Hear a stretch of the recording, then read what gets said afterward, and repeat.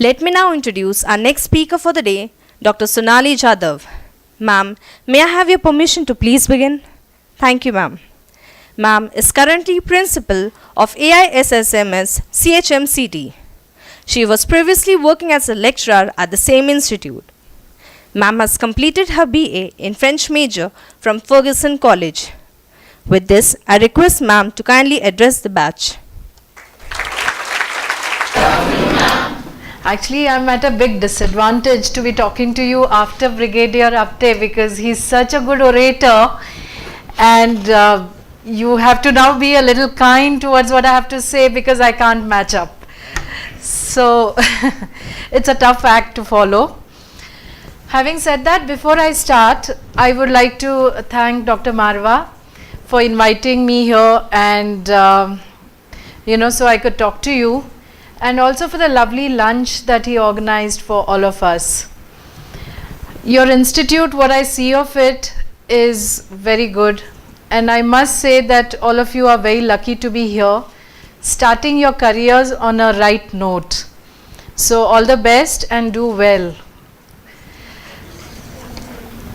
While I was talking to Brigadier Apte, and I was thinking what should I talk about, because I'm into hospitality and I haven't really been out and spoken to any management students. And he said one of the things that you could probably talk about was etiquettes and manners. And I thought, yes, that is something that needs to be spoken about. It is one of the most underrated characteristics, but which attributes a lot to the success in the corporate world, which we do not realize. They say that good manners can open doors where the best of education cannot. And so, if that is added to a good education, you can imagine where you are going to go. So, what exactly is etiquettes and manners? Have you thought about it? To you, what does it mean? It's your behavior which is graceful, which is dignified, which is polite, and which brings a smile on people's face and makes them attracted to you. They want to come and communicate with you. As against that, what we see today amongst a lot of youngsters is the attitude of, okay, I know it all. Is that your generation? We know everything. We can talk about everything, and we have our opinions. What we forget when we talk about our opinions is that when you're talking in a group and talking about your opinions, does it really matter to the other people in the group? Does it make a difference? Are you wasting your time? You need to think of that and then decide for yourself.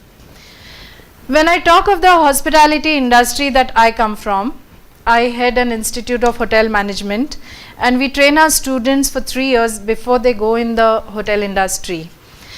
One of the biggest things that we deal with is the attitude of our students and the etiquettes, because they are joining a service industry where the customer is supposed to be God.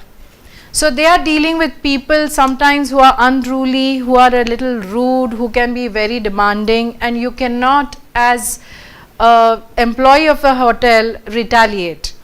So they have to be taught how to kind of address issues, put people in place if they need to, but with a polite smile.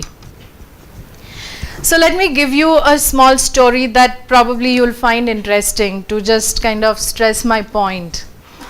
There is this waiter who is working in a restaurant, and a customer walks in, he's seated, and he says, I want to order half a pizza. Now the waiter says that we don't give half a pizza, you have to order the full pizza, and then you'll be priced and you'll be billed for the entire pizza. But the man is very adamant and he says, no, I want only half, I can't eat the whole thing, and you better charge me only for half. So with a little bit of discussion on that, and the waiter says, okay, let me talk to my manager and see what can be done. So he goes to the manager, he is irritated, and he's talking to the manager, not realizing that the customer has also walked behind him to see what is happening. So he's telling the manager, there's this stupid guy sitting here and asking for half a pizza. I mean, how stupid can that be? The manager has seen the customer behind the waiter and he's trying to signal him and say that, he's standing right there. So be careful of what you're saying. The waiter realizes it. So with a nice smile on his face, he turns back and he says, and this kind gentleman has been kind enough to order the other half of the pizza. So, that entire situation has been taken care of without any hassles, without any fights erupting, without any arguments. The manager is extremely impressed with this waiter, and a little later he calls the waiter to the office and he says, oh my, you are so good at this. I'm sure you're going to go a long way and be very, very successful. So where are you from? And the waiter says, sir, I'm from Manchester, the land of football and hookers. The manager's expressions are a little weird and the manager says, my wife is from Manchester. And the waiter says, oh, which team does she play for? So there are ways and means in which you can deal with situations without being rude, without being arrogant and things like that. And this is especially noticed when you make your first impression. Suppose you're going for interviews. Let's look at when you go for the interviews. We've all been taught interview techniques. So we know how to knock the door, we know how to open the door, we know how to ask, can I come in, sir? Wait till you're asked to be seated by the interviewers and you give the interview, you say your pleases, you say your thank yous, peace cues, everything done and you come out. Now what could be the difference between you and another guy? What is it that's going to make a difference? There is the secretary who's sitting right outside, who's organizing these interviews and who's coordinating the entire activity. Now suppose you were to walk up to that secretary and say, thank you so much, this interview was so well organized and I've given it my best. I hope I get in so that I can work with you. Can you imagine the impact that he may have left on the secretary? As against that, other students saying that she's not very important. I need not be that polite to her. It doesn't matter. But you never know. If she has a chance and her boss believes in her and she says, okay, outside who were the best who came and spoke? What's your impression? She's definitely going to take your name if you've done that with her. Okay? So you never know when and how that politeness is going to help you, if ever. One of the things that you need to realize is your listening skills. Okay? None of us have it. I have to remind myself, especially because I'm a teacher. So you ask me to talk, I'll talk anywhere. Okay? Because we are trained that way.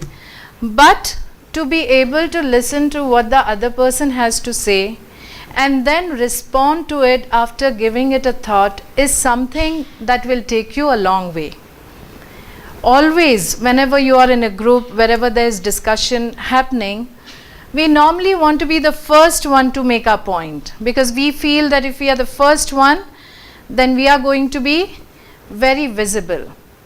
As against that, if you listen to what everybody has to say, and by that time, even if you don't have an extra idea or an extra opinion that is different from what others have said, you always have the possibility of summing it up in a very mature way. And that will make a bigger impact. Okay?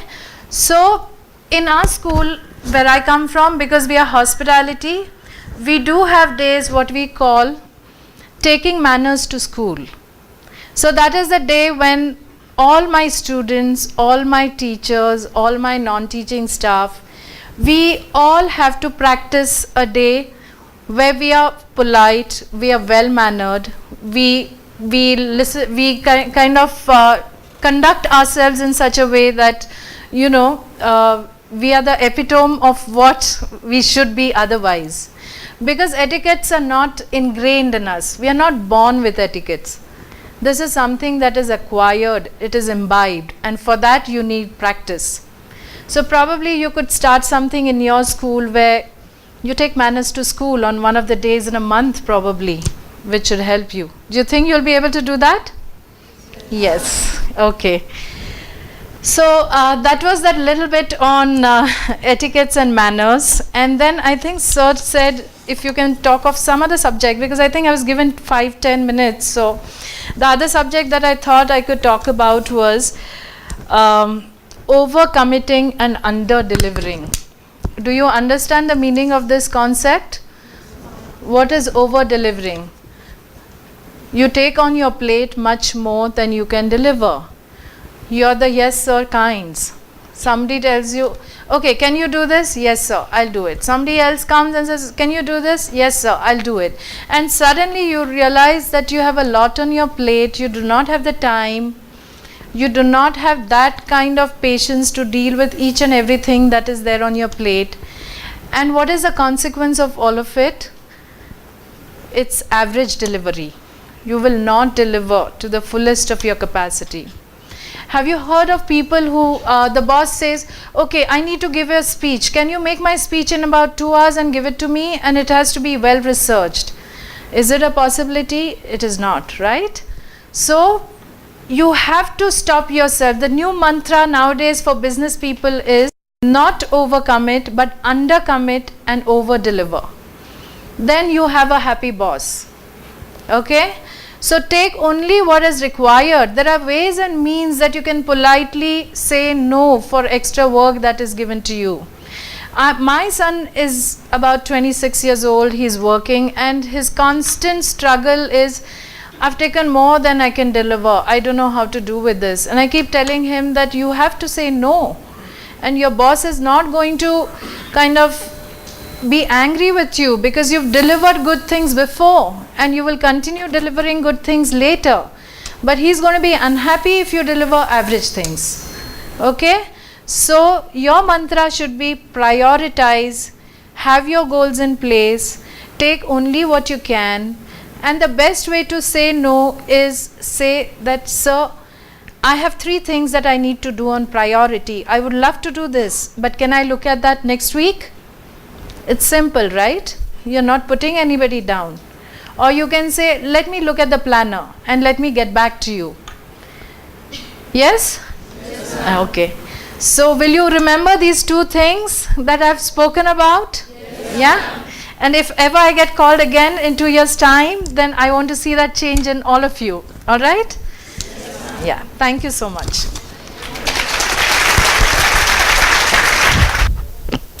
Thank you, ma'am, for sharing your experiences from the hospitality industry and for teaching us the importance of right attitude, etiquettes, and the value of listening skills. Thank you once again.